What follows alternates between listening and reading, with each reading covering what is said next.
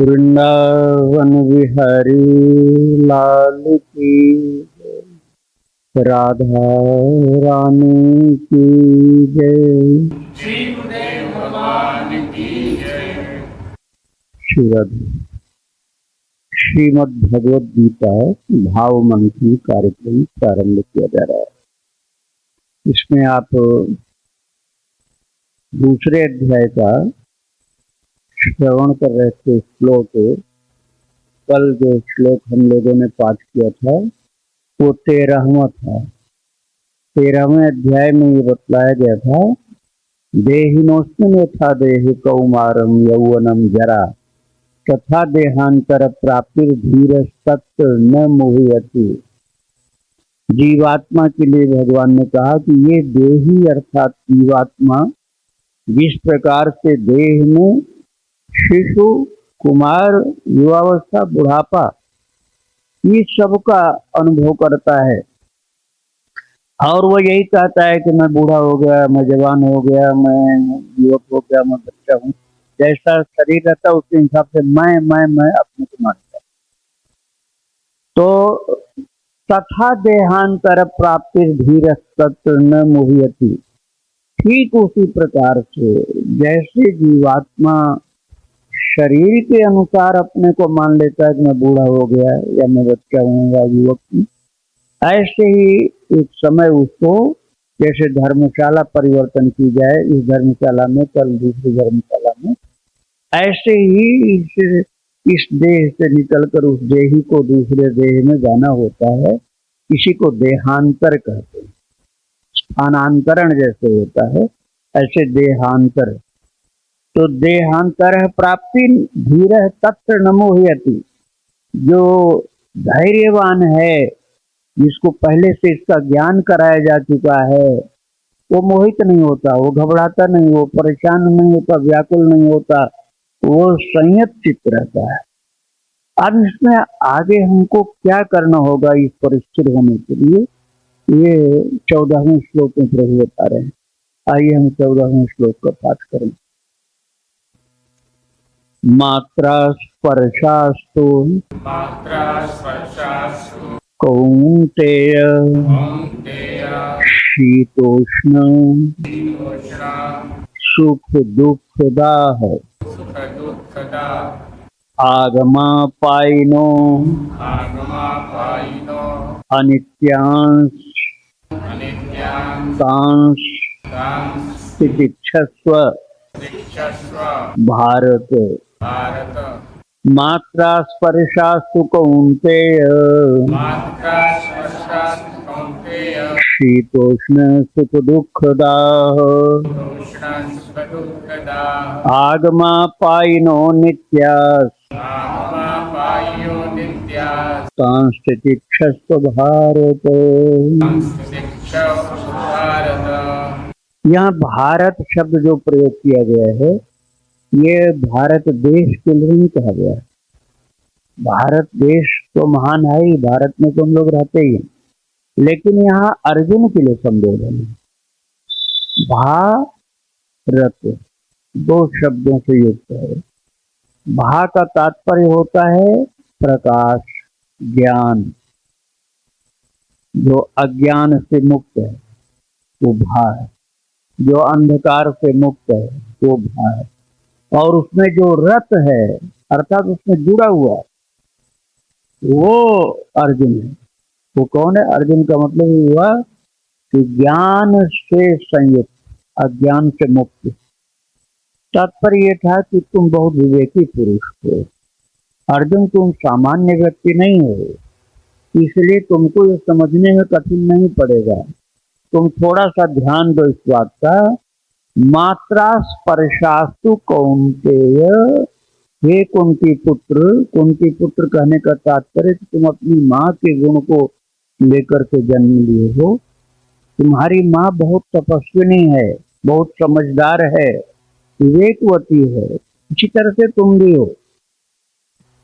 तो मात्रा स्पर्शास्तु, मात्रा का तात्पर्य यहाँ वो अक्षर वाली मात्रा नहीं है, जैसे क में आ लगा दिया तो का हो गया, ऐसा वो मात्रा नहीं। मात्रा का तात्पर्य तन्मात्रा। तन्मात्रा क्या होती है? जो इंद्रियों के विषय होते हैं। जैसे 5 ज्ञानेंद्रियों के 5 विषय हैं, शब्द, स्पर्श, रूप, रस, गंध। शब्द एक हुआ, ये शब्द किसका विषय है? कान। शब्द मतलब आवाज, शब्द का मतलब आवाज है, शब्द का मतलब वर्ड नहीं कि अक्षर मिलाकर बनाया गया, वो लेखन में होता वो नहीं। शब्द मतलब ध्वनि। शब्दस्तु मूलो भवत, ऐसे हम लोग पाठ कर रहे हैं कि शंख की जो आवाज थी उसका शब्द बड़ा भयंकर हुआ था। तो शंख मतलब ये शब्द का मतलब ध्वनि, आवाज। तो शब्द जो विषय है कर्णेंद्रिय का, कान का विषय। कान किसी का बहिरा हो या कुछ ठूस हो कान में, तो अब तुम सोचो कि अब नाक के पास हम बजाएं तो नाक आवाज तो सुन लगी तो नहीं सुन सकती, आंख नहीं सुन सकती है, कान ही सुन सकता है। तो कर्ण इंद्रिय का अर्थात कानों का विषय है शब्द। स्पर्श विषय है त्वचा का, मुलायम है कि गर्म है कि ठंडा है, कोमल है, ये स्पर्श इंद्रिय त्वचा बताती है, दूसरी इंद्रिय नहीं बताती। शब्द स्पर्श। रूप अर्थात सुंदर है, कुरूप है, ऐसा सुंदर है कि देखकर आदमी खुश हो जाए, बच्चे को सुंदर बच्चा। और ऐसा भयंकर कोई हो सकता है जैसे कोई तेजाब से जल गया हो, बहुत जला हुआ, बहुत घायल हो, बहुत वमन किया हो, उल्टी बहुत किया हो, तो देखने से व्याकुलता, घबराहट, परेशानी हो जाती है केवल दर्शन करने। तो शब्द, स्पर्श, रूप, रस, गंध। गंध है नाक का, रस है जीवा का, रूप है नेत्रों का, स्पर्श है चमड़ी का, शब्द है कान का। 5 ज्ञानेंद्रियों के 5 जो विषय, इसी को तन्मात्रा कहा जाता है। वेदांत की भाषा में इसको तन्मात्रा कहा जाता है। उसी को मात्रा कह रहे हैं। मात्रा स्पर्शास्तु कौन्तेय, हे कौन्तेय, हे अर्जुन, जो तन्मात्राएं हैं उसमें क्या होता है? इंद्रियों के स्पर्श के द्वारा वो सुख दुख दाह, सुख भी प्रदान करती हैं और अनुकूल नहीं है, हम उनको अनुकूल नहीं मानते हैं तो दुख प्रदान करती हैं। तो मात्रा स्पर्शास्तु कौन्तेय, शीत उष्ण सुख दुख दाह। तो इन तन्मात्राओं के इंद्रियों के द्वारा मेल होने पर कभी शीत होता, ठंड लगती है, कभी गर्मी लगती है, और कभी सुख मिलता है, कभी दुख मिलता है। और ये सुख दुख तो मिलता है, सुख दुख तो इंद्रियों के द्वारा नहीं होता है। इंद्रियों के द्वारा तो गर्म ठंडा ऐसा प्रतीत होता है, सुख दुख होता मन के संयोग के कारण। मन का संयोग यदि नहीं हो तो इंद्रियों के विषयों के द्वारा अर्थात तन्मात्रा के द्वारा इंद्रियों को सुख दुख नहीं हो सकता। लेकिन मन जो है उसको जब जोड़ दिया जाता है उन तन्मात्राओं में, तब वो सुख दुख की प्रतीत करने लग जाता है। जैसे किसी को मन जो है एकदम समझ लो कि समाधि में चला गया, तो अब उसको एक संत की परीक्षा किसी ने किया था, स्वामी कार्तिकेय जी महाराज, कि उनको स्पर्श कराया जलती हुई अगरबत्ती, उनको कुछ भी नहीं है, समाधि में डूबे, परीक्षा ले रहा था तो, और महाराज जी को कुछ हुआ ही नहीं। तो बाद में आके क्षमा मांगा, महाराज हमसे बड़ी गलती हुई, हम तो आपकी परीक्षा करिए। तो महापुरुष थे, उन्होंने कहा भैया सोने की परीक्षा लोग कर लिया करते हैं, कोई बात नहीं, दुखी मत करो। तो तात्पर्य कि उन्होंने उसको बुरा माना ही नहीं। तो मन जो है ये किस स्थिति में है उसके अनुसार तन्मात्राएं जो विषय जो इंद्रियों को स्पर्श कर रही हैं, ग्रहण कर रही हैं, इंद्रियों के द्वारा ग्राह्य तन्मात्राओं का यदि मन के साथ योग हो जाता है तो शीत, उष्ण, सुख और दुख इनकी प्राप्ति होती है। तो भगवान ने कहा आगमा पाइनो नित्यांशांश दीक्षसु भारत, हे भारत अर्थात हे ज्ञानी, हे समझदार विवेकी अर्जुन, तो ये आगमा पाई हैं। आगमा पाई का तात्पर्य उत्पन्न हुए, पैदा हुए, नष्ट हुए, आए और गए। आगमा पाई आने जाने वाला समझ लो। आगमा पाइनो अनित्यांश, अनित्य हैं, सदा रहने वाली नहीं है, नित्य कभी नहीं रहती हैं। क्या नित्य नहीं रहती? इंद्रियों के स्पर्श, शीत, उष्ण, सुख, दुख ये आने जाने वाले हैं, एक जैसा सदा रहने वाले नहीं। आगमा पाइनो अनित्यांश कांस्थितिक्षस्व भारत, अर्जुन उनको सहन करो, सहन करने का अभ्यास करो। सहन करते करते करते फिर तुम उनके सुख दुख से मुक्त हो जाओगे। इन तन्मात्राओं को सहन करते करते सुख दुखों से मुक्त हो जाओगे और शीत उष्ण से भी परेशान नहीं होगे और सुख दुख से पूरे मुक्त हो जाओगे, क्योंकि सहन करते करते तुम्हारा मन उसको स्वीकार कर लेगा। जैसे हमने कार्तिकेय जी के चरित्र में सुना था कि उड़िया बाबा ने एक शाल दिया था और कैलाश मानसरोवर भेज दिया, एक शाल केवल, न ओढ़ने को न बिछाने को। तो कैलाश मानसरोवर में, कैलाश पर्वत के अंदर एक गुफा थी, वशिष्ठ गुफा। उस गुफा के अंदर केवल बर्फ की बर्फ, बर्फ के अलावा कुछ कोई पत्थर भी नहीं दिखता था। और उसमें वो जा करके अब वो जैसे कि शाल ओढ़े थे वैसे ही बैठ गए। अब बताओ कितनी सहन शक्ति रही होगी उनकी कि बर्फ में हैं और बर्फ की शीत से शीतोष्ण सुख दुख आगमा पाइनो अनित्यांश दीक्षसु भारत, और उससे उनको कोई परेशानी नहीं हुई। और वो वशिष्ठ गुफा में कैलाश पर्वत में 7 दिन तक बैठे, 7 दिन तक बर्फ में रहे। और ऐसे ही पार्वती माता उनको निरंतर दिव्य दिव्य पोषण वाली वस्तुएं खिलाती रही। उनको लगता था कि पार्वती माता की मैं गोद में बैठा हूं। तो भगवान ने कहा इन तन्मात्राओं को अर्थात इंद्रिय विषयों को मात्रा स्पर्शासु कौन्तेय शीतोष्ण सुख दुखदा आगमा पाइनो नित्यांश भारत, ये अनित्य हैं, आगमा पाई हैं। इन तन्मात्राओं को जो इंद्रियों के द्वारा ग्रहण किए जाने पर शीत उष्ण सुख दुख प्रदान करते हैं। कांस तितिक्षस्व, इनको सहन करो, तितिक्षा इनके लिए उत्पन्न करो।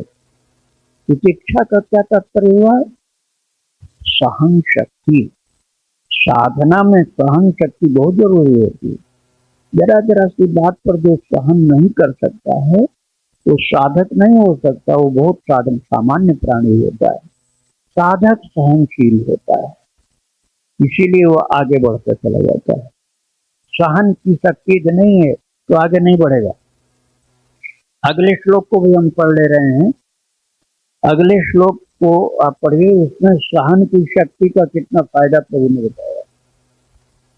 यम ही न व्यथयन्ते पुरुषम पुरुषर्षभ सम दुख सुखम धीरम सोमृतत्वाय कल्पते। अब हमने एक एक शब्द पढ़ा है, अब एक एक पाद उच्चारण करिए। यम हि न व्यथयन्ते ते पुरुषम पुरुषर्षभ पुरुषर्षभ समदुःख सुखम धीरम समदुःख सुखं धीरं सोमृतत्वाय कल्पते। तत्त्वाय कल्पते। भगवान ने बताया कि जो मात्रा का स्पर्श है इंद्रियों को प्राप्त होता है, फिर मन के द्वारा ग्रहण किया जाता है, उसी के द्वारा शीत उष्ण सुख दुख उसको प्राप्त होता है, उनको आगमा पाई और अनित्य समझ करके सहन करो, तितिक्षा उसकी जागृत करो। तितिक्षा अर्थात सहन शक्ति जागृत करो। अब उससे लाभ क्या होगा यदि हम तितिक्षा उसके लिए मन में पैदा करते हैं? तो हम जो अभी पाठ किए 15वां श्लोक का, यम हि न व्यथयन्ते ते पुरुषम पुरुषर्षभ सम दुख सुखम धीरम सोमृतत्वाय कल्पते। तो प्रभु ने जो 14वें श्लोक में कहा था कि इनके लिए तितिक्षा उत्पन्न करो, इसके लिए तन मात्राओं को इंद्रियों के द्वारा स्पर्श मन को ग्रहण करने के बाद जो शीत उष्ण सुख दुख की अनुभूति होती है, उनको अनित्य समझ करके आगमा पाई समझ करके तितिक्षा उत्पन्न करके सहन करो। और यदि हम ऐसा कर लेंगे तो यम न व्यथयन्ते ते पुरुषम पुरुषर्षभ। अब पहले तो भगवान ने अर्जुन को कहा था भारत अर्थात ज्ञानी, अब यहाँ भगवान ने कहा पुरुषर्षभ, पुरुषों में तुम पुरुषोत्तम हो, श्रेष्ठ पुरुष हो। पुरुषर्षभ मतलब श्रेष्ठ पुरुष। अर्जुन तुम सामान्य मनुष्य नहीं हो, तुम श्रेष्ठ मनुष्य हो। इसलिए इस बात को मैं तुम्हें समझा रहा हूँ। यम हिन व्यथयन्ते ते, ये जो चीजें हैं क्या, ये शीत उष्ण सुख दुख जिसको व्यथित नहीं करती है। बड़ी गहरी बात भगवान ने बताया इसमें कि सुख दुख और शीत उष्ण इनके द्वारा जो व्यथित नहीं होता है, अर्थात इनके द्वारा पीड़ित नहीं महसूस करता है, इनके द्वारा डिस्टर्ब नहीं होता है, संतुलन नहीं खोता है और वो व्यथित नहीं होता, पीड़ित नहीं होता है। यम हिन व्यथयन्ते ते पुरुषम पुरुषर्षभ, ये श्रेष्ठ पुरुष अर्जुन जो इन तन्मात्राओं के द्वारा मन को ग्रहण कर लेने पर, मन के द्वारा ग्रहण किए जाने पर जो सुख दुख शीत उष्ण होता है, इससे जो व्यथित नहीं होता, इससे जो विचलित नहीं होता है, तो सम दुख सुखम धीरम, उसके लिए सुख दुख बराबर होते हैं, वो कभी परेशान इससे नहीं होता। सुख दुख सम दुख सुखम धीरम, क्योंकि वो धीर पुरुष होता है और वो धैर्यशाली पुरुष सोमृतत्वाय कल्पते, वही अमृतत्व के योग्य हो पाता है। अमृतत्व का क्या तात्पर्य? वो मोक्ष, वो मोक्ष के योग्य हो जाता है। जो शीत उष्ण को सहन करता है, सुख दुख को सहन करता है, तन्मात्राओं से इंद्रियों को दूर रख करके तितिक्षा करता है, तो तितिक्षा में जीतने वाले तितिक्षु पुरुष को चार बात ये हुई कि सहन करते करते तितिक्षा की स्थिति मजबूत करके जो व्यथित नहीं होता, यम हिन व्यथयन्ते ते, जो इनके द्वारा व्यथित नहीं होता है, सोमृतत्वाय कल्पते, वो मोक्ष के योग्य हो जाता है। तो अमृतत्व अर्थात मोक्ष की पात्रता उसको प्राप्त हो जाती है, अर्थात उसकी मुक्ति हो जाती है। इसी जन्म में जो शीत उष्ण सुख दुख को सहन करे, तितिक्षा अपनी बढ़ावे, परेशान नहीं हो और धैर्य पूर्वक उसको सम मान करके सहन कर ले, तो उस व्यक्ति को इसी जीवन में मोक्ष की प्राप्ति हो जाती है। अब बताइए कितनी गंभीर बात है कि मोक्ष प्राप्त के लिए सावधानी हमको करनी चाहिए। तो ये 2 श्लोकों का पाठ हमने कर लिया है, 14वें और 15वें श्लोक का। अब हम पार्थ सारथी भगवान श्याम सुंदर और उनके प्रिय भक्त अर्जुन को सुंदर रथ पर विराजमान स्मरण करते हुए, ध्यान करते हुए उनको प्रणाम कर रहे हैं। और आज गीता भाव मंथन को यही विराम दे रहे हैं। वृंदावन बिहारी लाल की, राधा रानी की जय। श्री गुरुदेव भगवान की जय। मात्रा स्पर्शास्तु कौन्तेय, मात्रा स्पर्शास्तु कौन्तेय, शीतोष्ण सुख दुःखदाः, तोषणं स्वदुःखदा, आगमापायिनो नित्याः, आगमापायो नित्याः, सांस्थितिक्षस्व भारत। संस्थितिक्षौ भारत, यं हि न व्यथयन्ते ते, यं येन कथयन्ते ते, पुरुषं पुरुषर्षभ, शं पुरुषर्षभ, समुदुःख सुखं धीरम्, समदुःखसुखं दे, सोमृतत्वाय कल्पते। ॐ तत्त्वाय कल्पते। शिवधि।